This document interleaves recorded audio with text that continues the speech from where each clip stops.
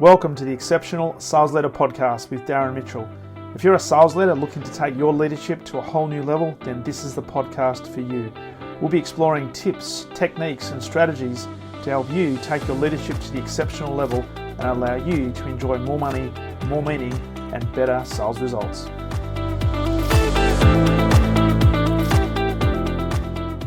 Welcome back to the Exceptional Sales Leader Podcast on what is a very unusually warm day in April here in Melbourne. And I have the pleasure of welcoming to the podcast a man who is sitting in Detroit, Michigan in a magnificent setup of his home office, Mr. Saad Saad. It's coming in, well, at 7 p.m. on a Thursday evening.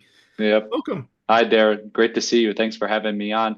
An unusually cold day for us here in Detroit. So exact opposite of the weather that you're having in Australia. Is that right? So no snow, but just cold? We have a little bit of snow on the ground, which is a bit unusual for April. Wow. Well, it's really weird. Today, it's going to be mid-20s Celsius, and for the next week, high 20s Celsius, which is probably approaching mid-90s, I think, in Fahrenheit. But very unusual for this time of year. Very unusual. Yep. That's the world that we're living in, I guess. Well, yeah. Hey, and we're going to talk about negotiations today. We're not going to talk about world politics and all the stuff that's going on. Exactly. Very much looking forward to this. Saad, you are a negotiations. Can I call you a negotiations expert, or do you like to be referred to as a negotiations consultant? Negotiations consultant works for me. Yeah. Whichever rolls off the tongue easier for you. Absolute guru is what we'll call you.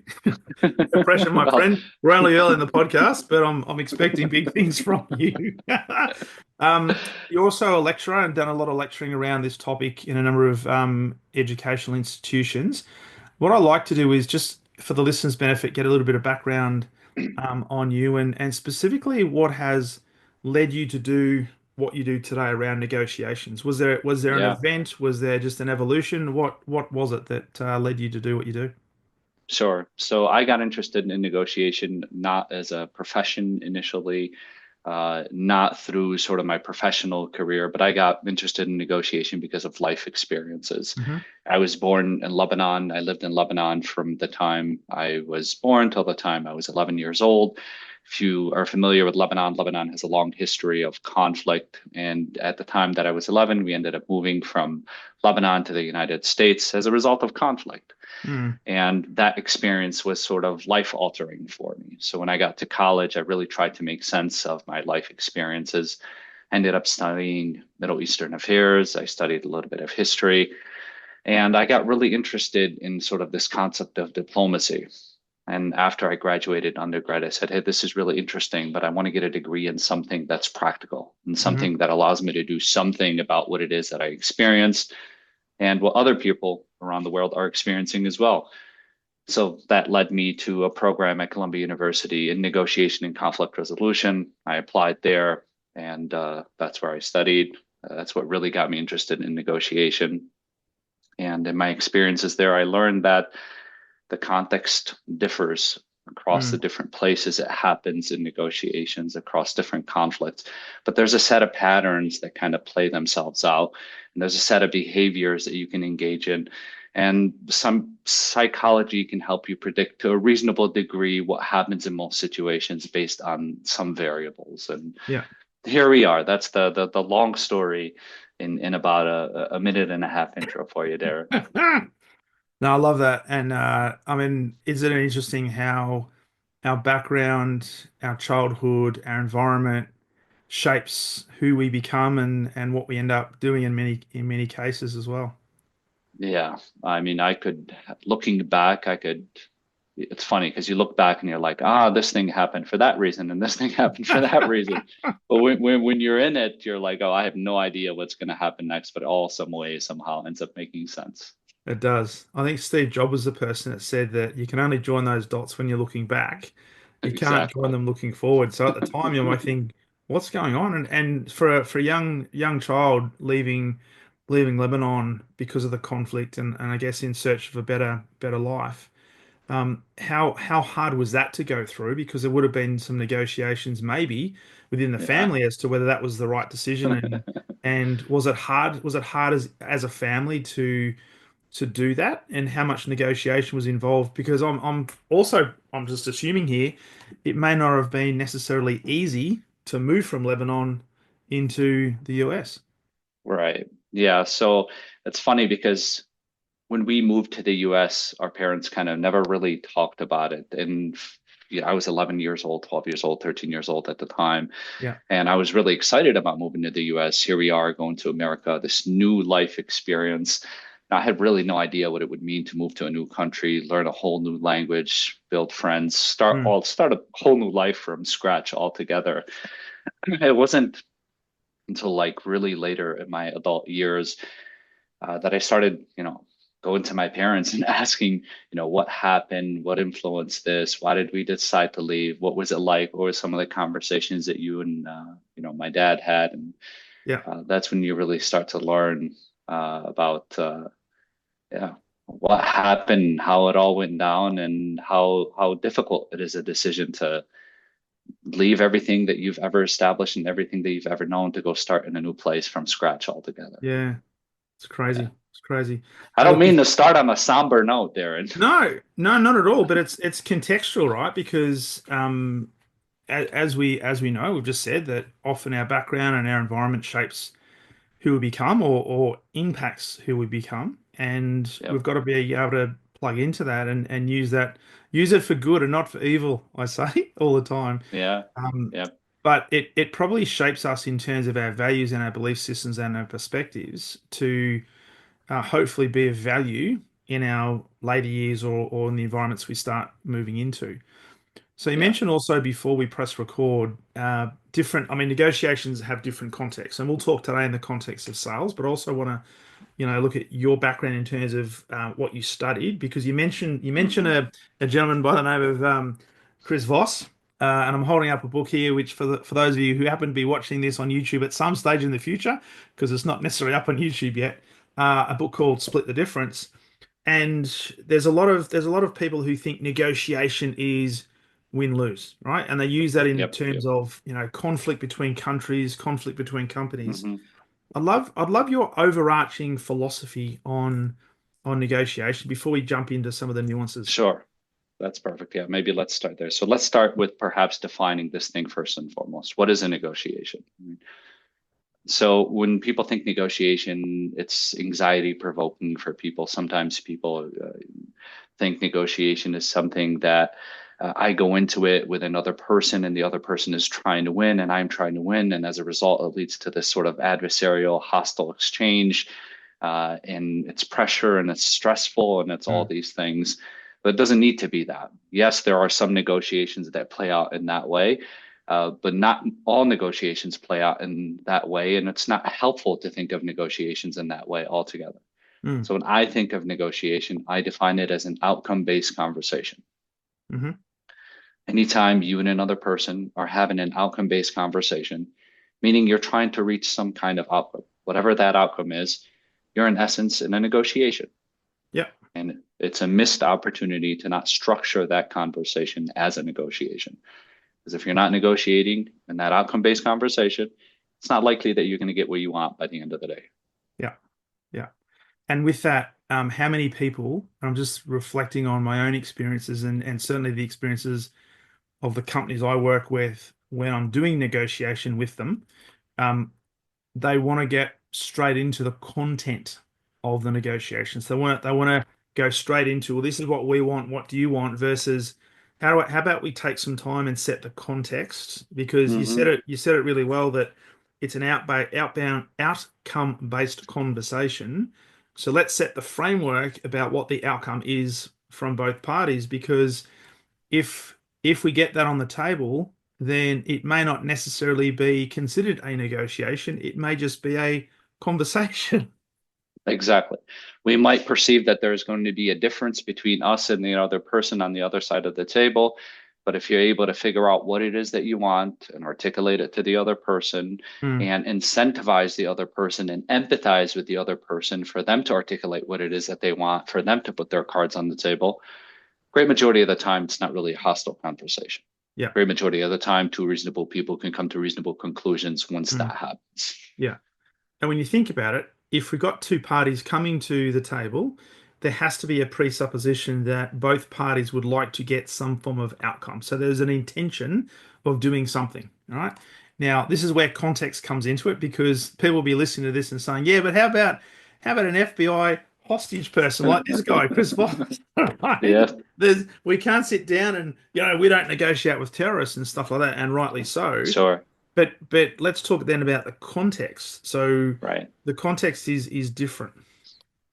So this is what's frustrated me about the conversation that's been happening the last couple of years is I think context matters more than any theory, more than any research, more than any science. Yeah. What you decide to do in a negotiation is highly dependent on the context in which you're operating in, Yeah. the relationship that you have with the other person. Those are the things that should guide what you should do. So for me, a hostage negotiation and a sales negotiation and a negotiation with my 3.5-year-old daughter and a negotiation with an attorney and a procurement, those are all very, very, very, very, very, very different negotiations. Yes, they are. And there's an assumption that, whatever negotiation content that I look at is equally applicable across all those contexts. And Mm, I highly disagree with that. mm. You should take a look at the context first and foremost, and then you should cherry pick accordingly based on that context. Yeah, because when you're thinking about the context of a hostage negotiation, in many cases, just look at what's been happening in the Middle East. It is a matter of life and death, right? So you can't Right. necessarily be, trying to give something and expecting they're going to do something in return in kind. It Yep. has to be different. But Yeah. we want to talk about this in the context of business because I could go down the Mhm. rabbit hole of trying to get some information on how to negotiate with a 3 or 3.5 year old, but I'm sure it's pretty hard to It's to not do fun. You lose all the time, Darren. You lose all the time. I have no success in that domain. Well, it's like when I did coaching Uh, training many years ago, they always said, "Hey, never coach your family because it yep. just doesn't work." So Yeah. I take that as, never negotiate with your own family members, particularly 3.5 year olds, because they'll win every Yep. single time. Exactly. It's funny because, not to go down this rabbit hole, Darren, but uh,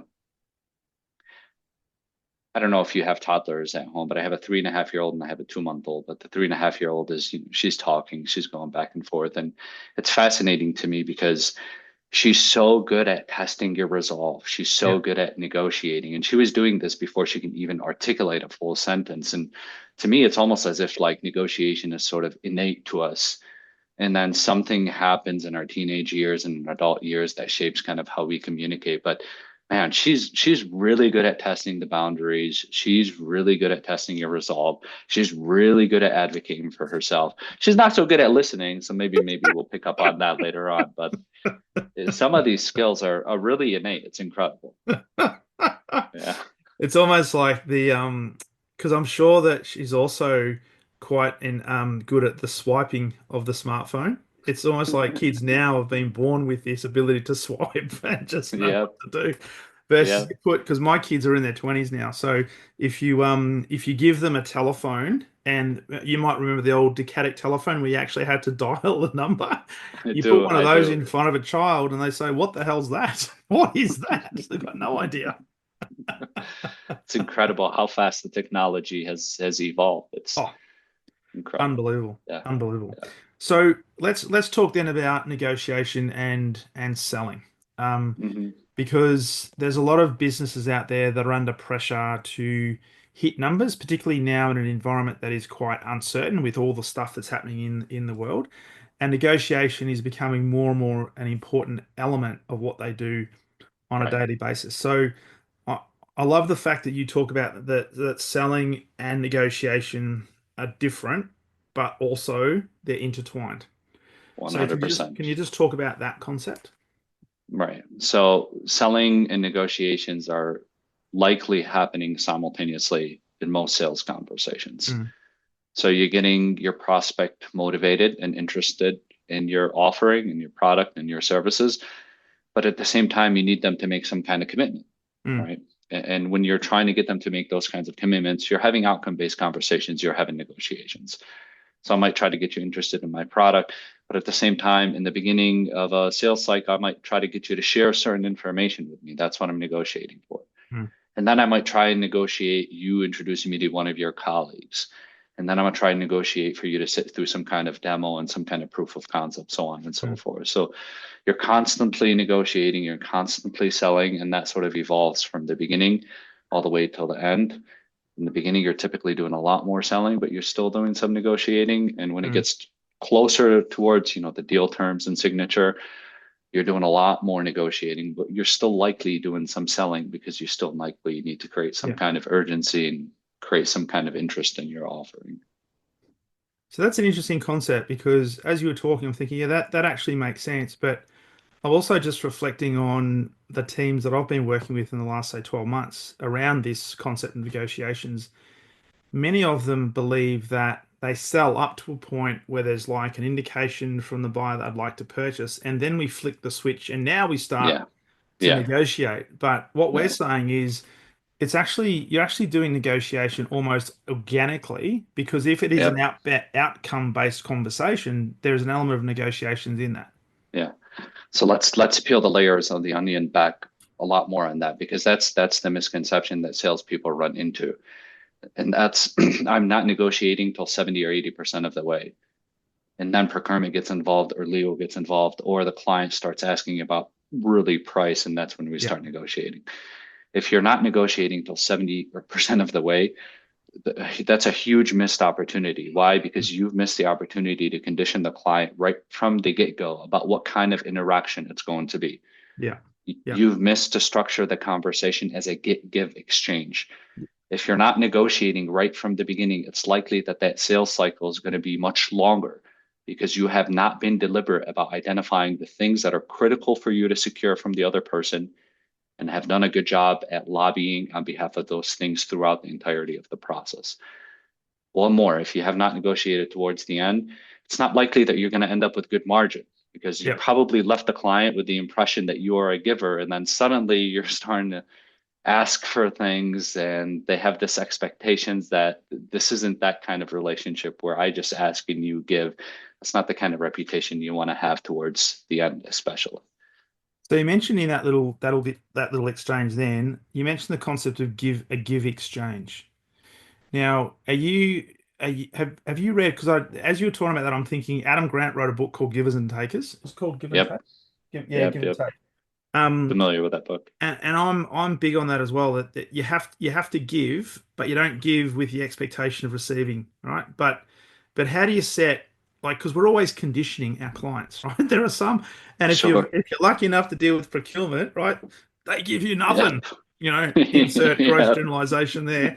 Um, but from a perspective of a sales team negotiating, because I also like to talk about this concept of the balance of power and where the balance of Hmm. power sits. Does it sit more with the Hmm. customer, which then puts the selling organization a little bit on the back foot, or is it the other way around?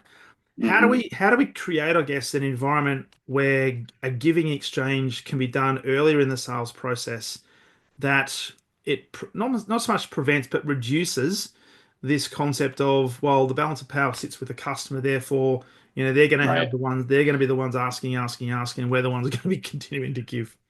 Right. To put it in the most layman terms, Darren, the way I think about it is yes, you should be empathetic through the entire process, and you need to be empathetic. And empathy is a precursor to trust, and that allows you to build a good relationship with your client. And the client needs that to trust you, so on and so forth, so you can Mm, influence them. Everybody gets that. yeah, Equally as important, you also need to be assertive. And being assertive is not about being a jerk. It's not about being aggressive. It's not about being really demanding in the conversation. There's a real cost to not being assertive from the beginning. Your objective in these conversations isn't only for the other person to feel positive towards you, which mm, empathy tends to elicit quite a bit of, but it's yeah, also for them to respect you and respect your time and respect the commitment that you're making to this process. And yeah. there needs to be some kind of reciprocity there. And if reciprocity is not there, it's not likely to end up in a good place.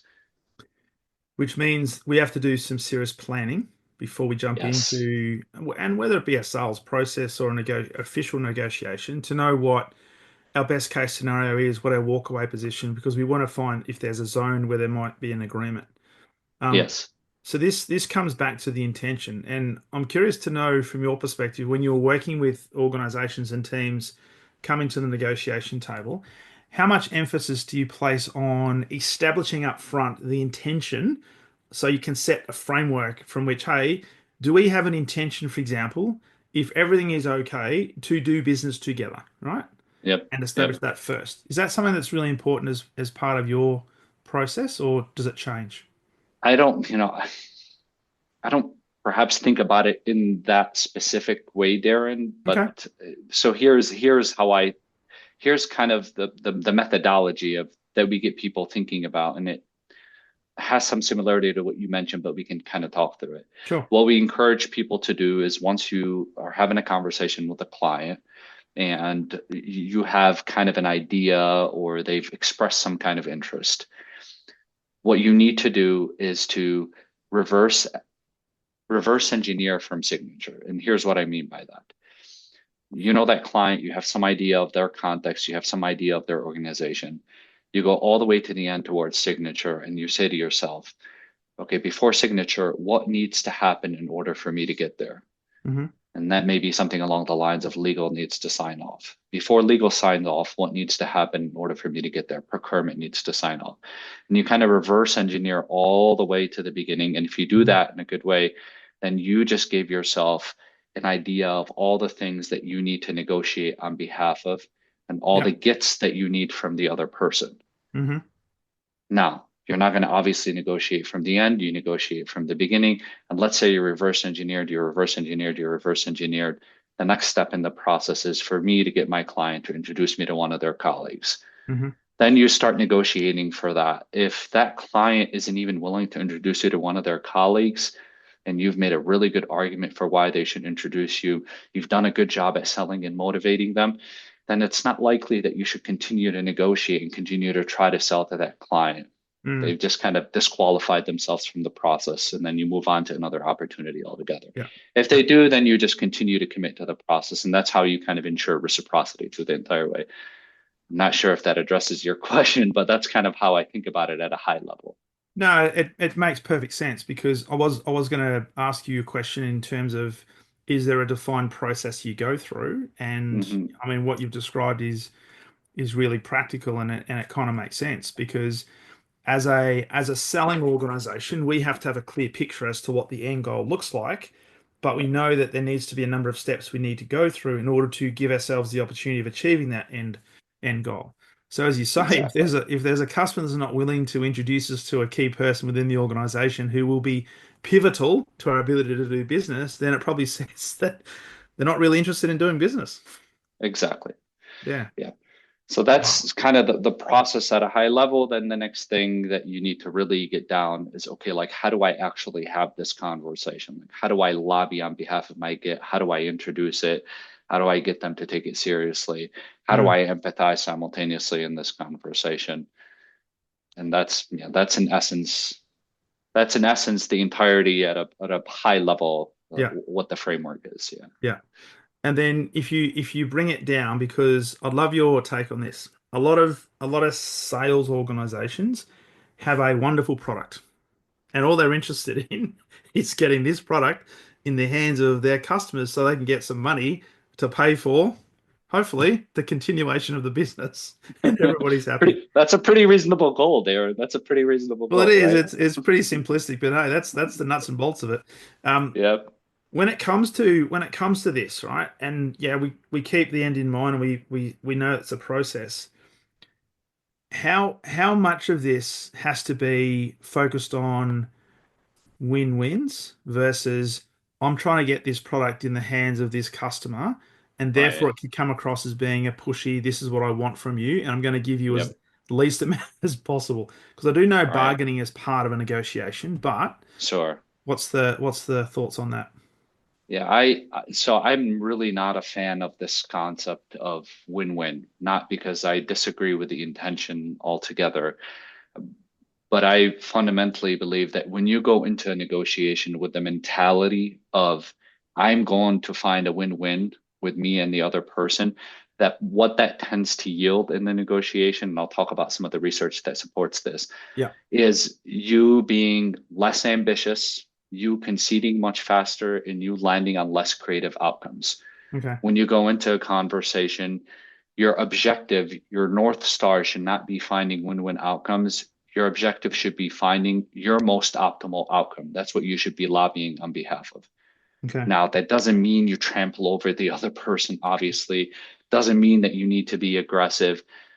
It means you need to separate the person from the problem, but it means that you need to kind of create the incentive system for the other person to truly work with you in searching for the best outcome.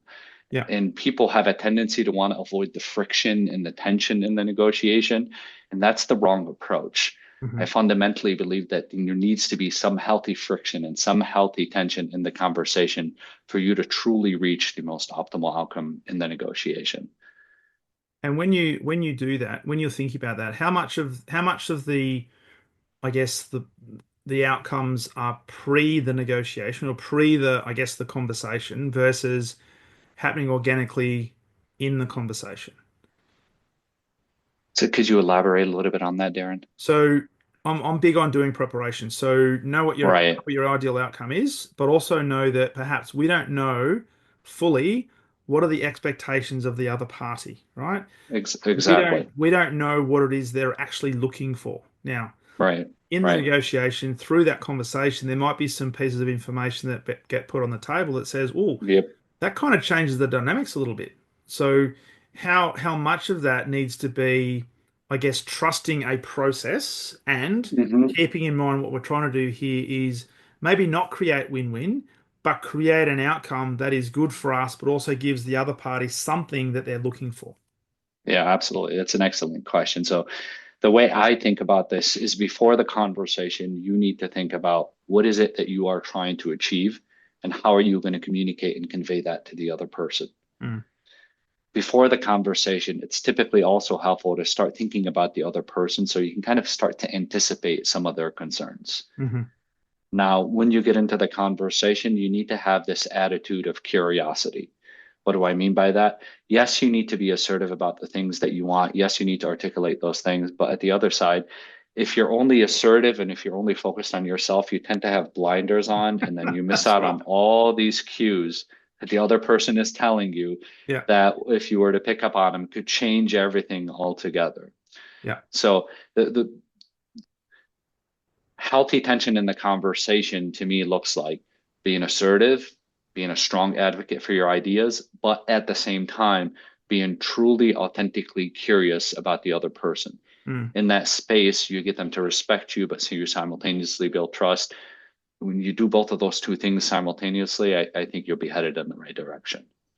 And so does that mean that we lead with what we're looking for, or we lead with what they're looking for from a curiosity point of view? Yeah. It's a really good question. I think a lot of it depends on, the relationship that you have with your client. Where are you at in the process? Have you had some interactions with them? I generally advocate for, and this doesn't apply every time, generally advocate for figure out what you want, Hmm. be ready to advocate on behalf of that, convey that to the other person so you can anchor on your agenda, but you still need to be ultimately curious and Mm. still involve the other person meaningfully in the conversation. Because the thing is, we're dealing with two entities here. Now, whether that be two individuals or two panels or two organizations, Right. you can't go into the negotiation and say, this is what we want. Take our friendly Exactly. Mr. Trump, for example. We want Yeah. this, and we're not going to give anything. Yeah. So you need to know what's important to you, but you still have to have, from a curiosity point of view, um, you need to ask So, what it is that they're looking yeah, for. absolutely. So, Darren, let's take this forward because I think we're getting at the crux of something that's very important, right? So, yes, you can't approach negotiations with a win-lose mentality. I think we've established that. I think Yeah. most reasonable people that you and I both speak to agree with that principle, Mm. right? I want to take that a step further. There's also a problem going into these conversations, assuming that if I strictly empathize with the other person, that I'm going to find the most optimal outcome. Mm.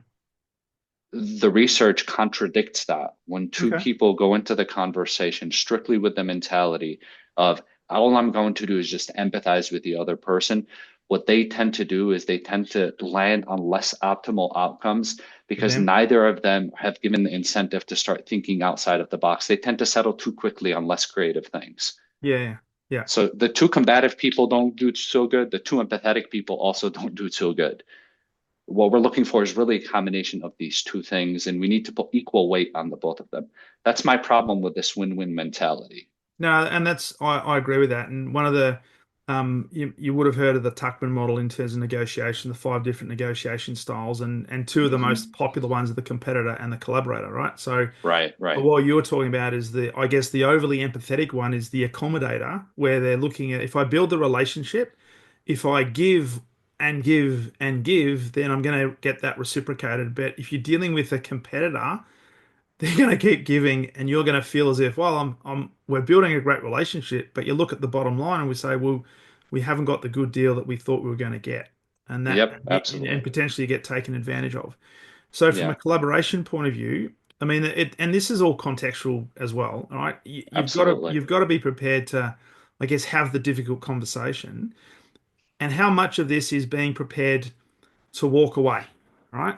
And Yeah, say, hey, what you've asked for is completely unreasonable, and this is a showstopper. absolutely. Yeah, I think that's a part of good planning is figuring out what it is that you're trying to achieve, understanding what are some of the things that you're willing to sacrifice and compromise on or trade with in the other side, and then understanding at what point it just doesn't make sense for you altogether anymore. Yeah, yeah. And be willing to hold that line, not continuously move it back and move it back and move it back. None of us have seen that happen in the past, right? No, it's never happened, particularly when you've got a sales manager that's saying, hey, Saad, you need to get the number. And you're like, okay, fine. Yes, I've got the yes. deal. I got the perfect strategy for me to get the deal. It happens to be the worst profitable deal in the history of the world, but hey, I got Uh, the deal. I got the yeah. deal. So that, it's funny because I mean, I see it all the time when I'm facilitating these negotiation sessions is when people land in no deal, they tend to judge it as a failure, but they don't judge a bad deal as a failure. Like people would rather have a bad deal than no deal altogether, which is, It's insane. it's insane. It's problematic, right? Well, and Yeah. the other thing I'd love your thoughts on this because most of the most of the negotiations in business to business Mhm. tends to be not necessarily a one-off transaction. So you might go Right. into the local Home Depot and buy a product, and you could be highly competitive, get the best deal you can. It's not about building relationships. It's not about collaboration. It's about give me that product at the best deal, or I'm going somewhere else, right? Yeah. Yeah. Most of the negotiations we're doing in business, we're probably negotiating with the same people over time, Hmm. but also potentially with the same organization because we've got a longer relationship with them. So that throws a Absolutely. different context in there. So when you mentioned before, hey, we don't get a deal, we're actually conditioning that organization to say, we've now established where I guess where the boundaries are that we know not to go there again, or we have to Hmm. reestablish some Yeah. conditions. Yeah, that's the real thing that you need to be careful of is what you do in one interaction is going to incentivize how the other person treats you next time Hmm. and next time and next time and next time. And Yeah. sometimes it's really difficult to walk back some of those patterns.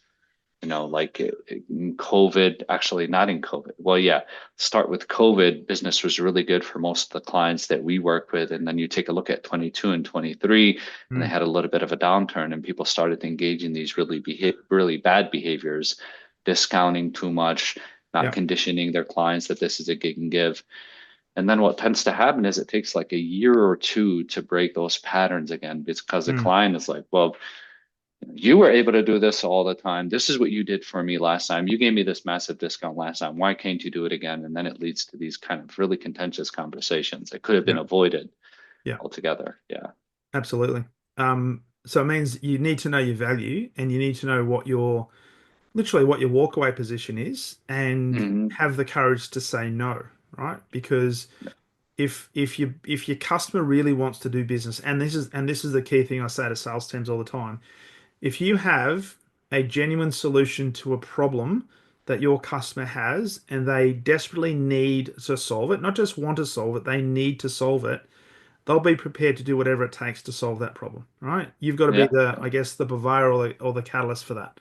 So hold your line, right? And because what you rightly say, you're conditioning them. So if you drop your pants, and I see this all the time, like because I wanted to ask you another question in a second, but you've got to know what your value is and Hmm. be prepared to hold the line around that. Yep. And you got to be good at conveying that value in a way that's going to be compelling for the other person. Yes.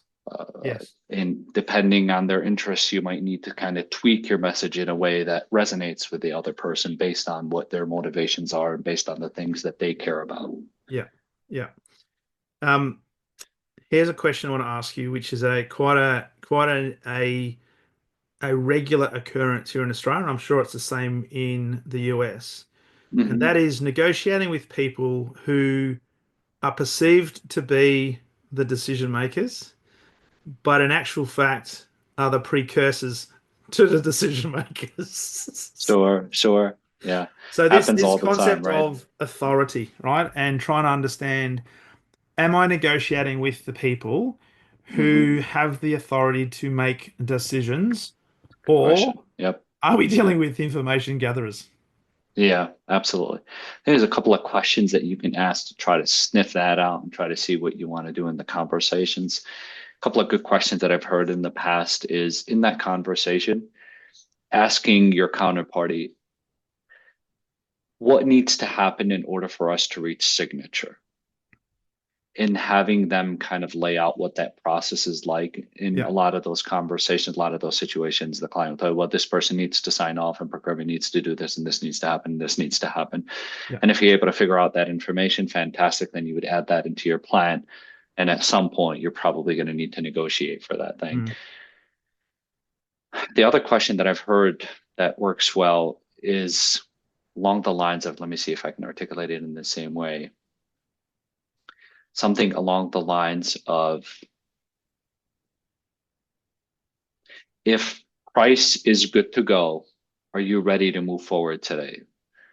Maybe not articulated in the same exact way, but you kind of Yeah, get the gist of the question. And yeah. the idea of that question is to say, uh, if price is out the way, if deal terms are out the way, are you ready to sign today? Are you the only person that signs today? And in Mm. that kind of prompt will help typically elicit some kind of back and forth that allow you to identify, all right, this person perhaps may be good to go, but there may be some other pieces to this that I need to also Yeah, get resolved. Yeah. yeah. It's such an important thing because I've been guilty of this myself. I've been negotiating with companies back when I was in a sales leadership role, and we think we get to a deal where, we've pretty much got to the threshold that we can't go any further, and then they say, well, now I've got to bring in my Yeah. CIO or my CEO, and that's when the negotiations start all over again, and it ends up being not a great deal. It So happens all the time. It happens yeah. with procurement all the time, especially in enterprise sales, complex B2B sales. So The from your flip perspective, yeah, go, sorry. the flip side of that also happens, Darren, where salespeople will negotiate, negotiate, negotiate, and then at some point in the process, they'll allude to the fact that somebody else is going to have to sign off on the deal terms or that pricing is above their pay grade. And the shrewd negotiator hears that and they say, Yeah. you're not the decision maker. Somebody else is the decision maker. Go introduce me to them because of that. I'm going to test their resolve and I'm going to see what kind of discount they're willing to give me. So the word of caution there, be careful Yes. not to discredit yourself in the conversation by alluding that somebody else is going to sign off. If you're negotiating, negotiate. It's Yeah. on your table. Take it from there. If there's other people that need to sign off, uh, make sure you're on the same page with them and don't discredit yourself from the conversation when you're negotiating. It's a fantastic point because there's often, and I've seen it, that a chief information officer, a sales director, a chief revenue officer comes in and has, I guess, the captain's call to add a discretionary discount or something else as a bit of an incentive to get the deal across the line that completely and utterly disintermediates Yep. us as a sales team that has now got us to a point where it was a good deal. Now it becomes not so good deal Yep. because of a person who wasn't involved. Now, in retrospect, I don't necessarily think it was the chief revenue officer's fault. I think it was our fault because we didn't negotiate internally. We didn't set the framework, we didn't set the benchmarks, and we didn't set the expectations. So that's on us, not Hmm. on them. Yeah. Yeah. The other thing that I would encourage in those situations, Darren, is never give away all your discounts to one person and not have anything left in your back pocket, especially in complex sales, because you never know who else is going to be involved and who else wants their pound of flesh. Yeah, And ideally, every step of the way, you still have something in your back pocket. It may not be a price discount, maybe something more elegant, yeah, but you still have something that you can work with. yeah. So, Saad, you talk a lot about the fact that sales negotiation is I guess unique to most others. Right. And when most, sorry, go, you're going to say something then? It's it's more unique than any other negotiation because the activities that happen in sales negotiation is in its own lane.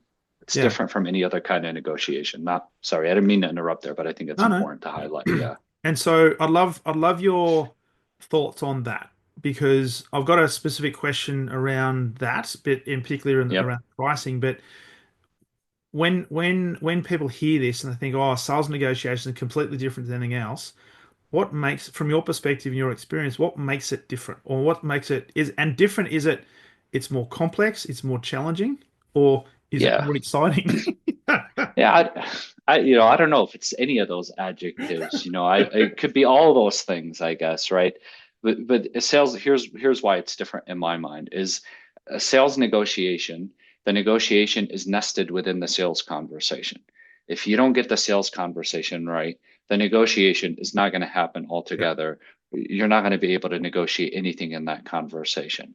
yeah, So, because the negotiation is nested within the sales conversation, concepts like persuasion, concepts like creating demand, concepts like creating urgency, concepts like really taking time to be compelling with the other person, those things are front and center mm, more so than any other negotiation. So in other negotiations, take for instance hostage negotiation, empathy is front and center because that's how you influence the other person because the other person may be volatile in that situation.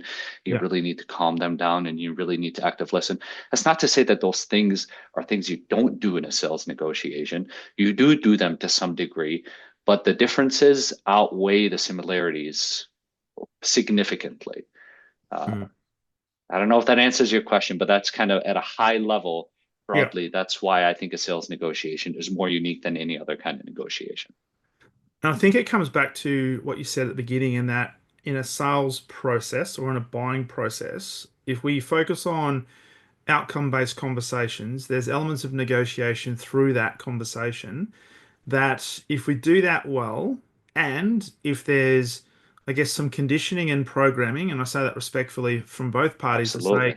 this is how we are going to do business, then when it comes to that negotiation in terms of pricing or terms, it should be a little bit easier to get through because we've done a lot, right? It's almost like the law of commitment and consistency from Cialdini. 100%, right? Yeah. It shouldn't feel like like that first time you talk deal terms, that's the beginning of the negotiation, Yeah. right? Yeah. Because in reality, the starting line was when you first started to have conversations with them, Yeah. when you Yeah. when you try to negotiate to get them on another call, all Mm. those things are ultimately obviously going to influence how they decide to engage with you in Yeah. that deal terms negotiation. Yeah. Absolutely.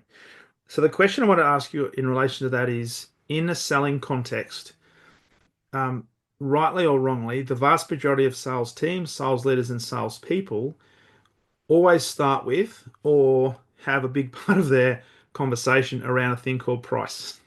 Right, right. So, in the work that you do with teams, do you have a, I guess, a position or a philosophy around price and holding the line and this concept of how do we take price and try to convert it into this thing called value? So, Hmm. do you give guidance for teams on how to do that effectively without Absolutely. leading straight away into discount, discount, discount, discount, discount? Yeah, absolutely. This is exactly why a sales negotiation is different from any other negotiation because you need to have this value conversation. If you don't have this value conversation in a way that's compelling, nothing that you do in the negotiation will be will be impactful, right? So let's talk about that. The essence of the question, Darren, and let me just kind of reiterate to make sure that we're on the same page, is how Yeah. do you convey value in such a way that you make price matter less, basically, Yes. Yes. right? So what I typically encourage people to do is first and foremost, take time to understand the problem that the other person is trying to solve for. That's the starting point here, Hmm. right? What are they trying to solve for? Because ultimately you want to be compelling, and a way to be compelling is to make sure that you're relatable to that problem. So it resonates with them at the very minimum. Yeah. That's step one. Yeah. Step two is identifying what is a capability that you have that is unique to you, Hmm. meaning they might be looking at some other competitors. They might decide to do this internally. But if Hmm. they decide to work with you, then they're going to have access to some kind of feature, some kind of competency, some kind of capability that they can get anywhere else. Yeah. And once you define that capability, then you need to start thinking about is how do I talk about this capability in a way that speaks directly to that problem that the client is trying to solve for. And Mm. then further bridge the gap between if you have access to this capability, here's what you'll be able to do. And ultimately, here's what you'll be able to achieve. And if you do those things effectively in the conversation, if you really pick a unique capability and talk about it and have dialogue, and conversation with the client about it in a way that's relatable to them, then you typically will buy yourself a little bit more leverage in the conversation because what you're telling them is what you're going to get from me, you're not going to be able to get anywhere else. I am Mm. unique. And when they start thinking to themselves, what is a good deal in this situation, it'll be a little bit higher Yeah. on the zone of possible agreement. Yeah. Okay. Love it. Um, Question on that though, because often we'll be negotiating with different key stakeholders within an organization, and there might Yeah. be a finance person, there might be an engineering person, a customer success, and there might be the chief procurement officer who all are Yes. interested in. Who does not care? Do you tick this box, my friend? That's all I'm interested in. Yeah, absolutely. That's a great point, right? So to all those other stakeholders, you obviously the problem may be different to them or what they're incentivized by or what they're interested in, chief finance person, engineering person, so on and so forth. Procurement people are really, really good at testing salespeople's resolve. Yeah. And honestly, like this isn't their fault because salespeople have done a terrible job at negotiating with procurement people. Broadly speaking, I hope Yeah. nobody takes offense to this, but I mean, I can't tell you how many organizations I've worked with where the size of discount that they give to procurement people is 40 or 50% or 30% or whatever it may be, right? And if you're a procurement person and if you test the other person's resolve and suddenly they drop 30 or 40%, guess what you're going to do next negotiation? And guess what you're going to do the negotiation after that? So in That's it. some ways, sellers have trained procurement to Mm. negotiate with them in that way. So if procurement's goal in these situations, and if for them to do their job, what they should be doing is to test your resolve to kind of extract maximum value. Your job in the conversation is to make sure that you influence their perception of how much negotiation room there is. Yeah. Yeah. Yeah. And obviously, there's a lot of different ways in which you can do that. But one of the important things that you need to keep in mind from where you start to where you end, that should not be a super wide range. That needs to be a tight range because you need Yeah. to anchor in credibility and in seriousness. I'm calculated, I'm thought through. I'm not just throwing any number out there that's filled with Mm. baloney. And as soon as you ask me for a discount, I'm going to drop 20%. Yeah. And yeah, Well, and that means that as a seller, we need to be really clear on what is the value that we provide and be prepared to hold the line. And if that means saying no, then say no until the cows come home. So, because absolutely.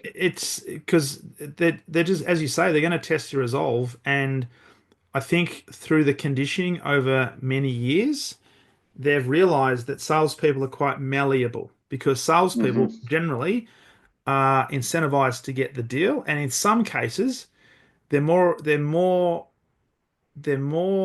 rewarded to get the deal irrespective of profitability, but you've got a new line, Great. right? Yes. So Yes. whatever it takes, Yes. even Especially after in loss software leader. companies. Exactly. Right. It's nuts. It's nuts. Yeah. Yep. So yeah. So, and a couple of more things on that. If you know procurement is going to be involved, you better have planned for that, right? Yeah. You better have thoughtfully thought about uh, when that business stakeholder asks you for some kind of discount, you say, well, procurement is going to be involved at some point in the conversation. And I know typically that they're going to need something as well. So maybe let's loop them in now so we can have this Mm. conversation collectively. Yeah. Obviously, not the only thing that you can do, but just some thoughts. If you know multiple people are going to be involved, plan for multiple concessions that you're going to have to make. Yeah. And it might not have to be price discounts, obviously, right? It may be things that are low cost to you, high value to them, or you kind of Correct. sweeten it or expand the pie in a way that still Yeah. makes sense for both people. Yeah, absolutely. Yeah, But it all comes down to planning, and it all comes down to right. being prepared to be a little bit flexible, but and understanding that where your limits are, right? Because as said Exactly. before, you've got to make sure your limits are fairly narrow because you don't want to be thrown into a corner where it's hard to get out of because that now sets a precedent, particularly if it's an organization that you continue to do business with or wish to continue to do business with. You've potentially set yourself up for failure. And I've seen this Yeah, happen where they'll say, let's go in deep for a discount to win the business. And our intention, therefore, when we're in contract with them, we'll recoup some of our costs, right? But an astute right, organization will say, no, no, no, that's not going to happen. We're going to hold you to right. account. We're going to keep driving Yeah, down, down, down. absolutely. And then we're going to get alternative options that are cheaper than you and price check the market and let you know that we have something that's cheaper. And guess what's going That's to happen when they do that?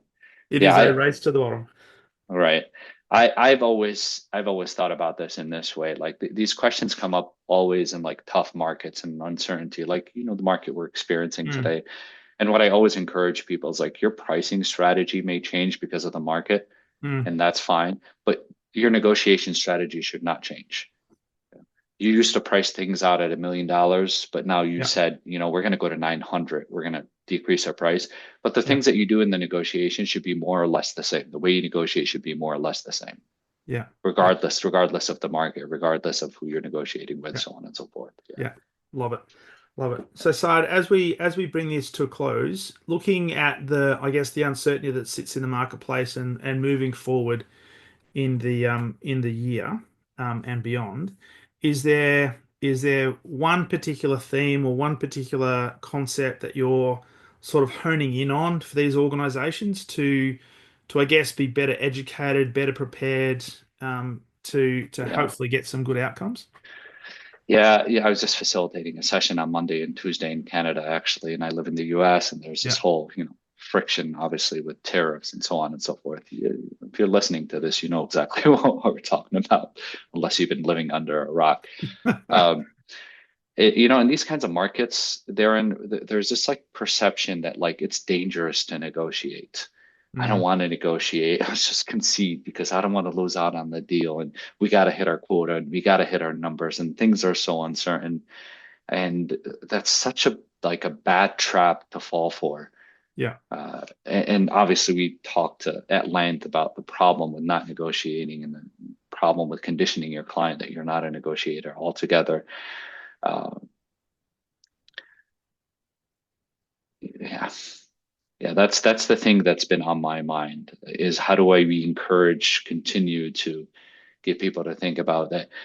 I see your point that yes, there may be some risks in negotiating. Equally as so, if you think rationally and logically about this, there's also a massive risk of not negotiating. Yeah. And it's a huge missed opportunity if you're not negotiating for all types of reasons. And it could be much more costly if you're not negotiating than if you are negotiating, because those are kind of uh, the things that tend to pop up in this kind of market. People start to operate from this like stress, anxiety Yeah. provoked state where we're just trying to make sure that the house doesn't fall apart. And it's a bad negotiation strategy. Well, it is. And if there's other organizations that see that or believe that certain markets are being impacted and those markets are going to do whatever they can to try and hang on to current business or win new business, then the Right. balance of power sits with the other parties to say, right, we can pretty much ask for whatever we want and they're probably going to give it to us. Exactly. Yes. Nice. Yes. And yeah. Yeah. Hold firm, hold strong, but know what your value is, and I guess what we're saying is be prepared to say no and be prepared to walk away if it's not going to Hmm. be good business, right? Absolutely. And Yeah, sometimes no deal is much better than a bad deal 100%. altogether. And a bad deal has implications on the long term of your relationship that you have with the counterparty. Yeah. It does. Hey, Saad, we've been talking for nearly an hour. It's been a wonderful conversation. Thank you so much for sharing so much wisdom around negotiations. Hopefully, the people that are listening to this can take something away to implement in their particular business.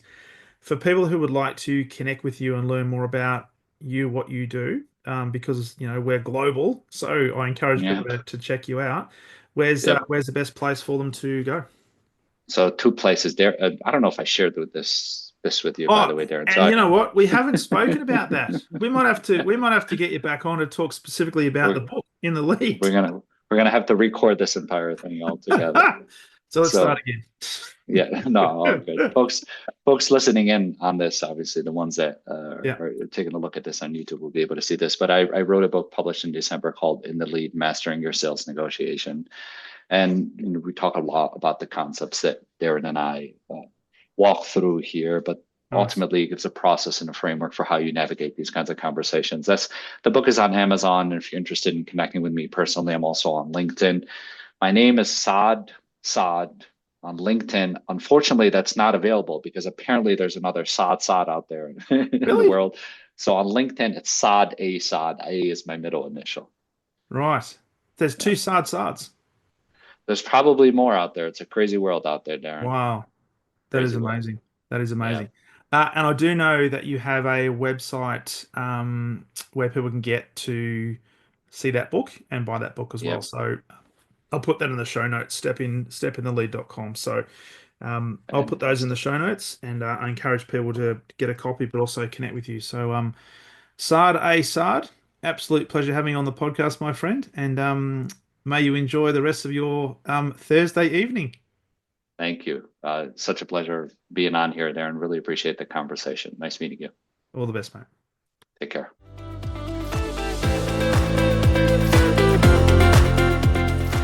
Thank you for listening to the Exceptional Sales Leader podcast. I trust the information in this episode has been helpful in your journey towards becoming exceptional. And remember, please take the time to rate the show, subscribe to the show so other people can find it. But also, if I can help you, jump on my calendar, go to leadwithdarren.com, and let's have a conversation about how I can help you along your journey to being exceptional.